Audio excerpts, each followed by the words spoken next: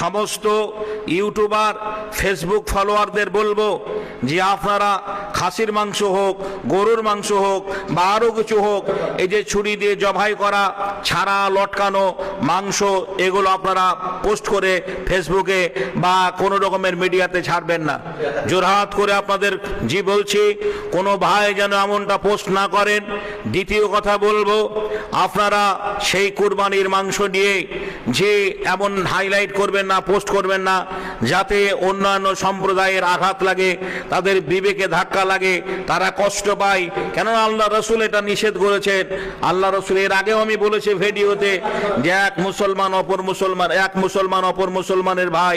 আল্লাহ রসুল বলেছেন ওই ব্যক্তি প্রকৃত মুমিন যে প্রতিবেশীর সঙ্গে সৎভাবে জীবন যাপন করলো।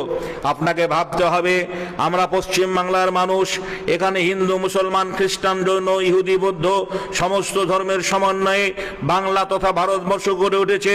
সেই ভারতবর্ষের সংবিধানের প্রতি শ্রদ্ধা, ভক্তি, ভালোবাসা রেখে আমরা যেন সঠিক নিয়মে, সঠিক পদ্ধতিতে আল্লাহর সন্তুষ্টি লাভের জন্য, মানুষকে লোক দেখানো নয়, মহান আল্লাহকে রাজি করার জন্য আমরা যেন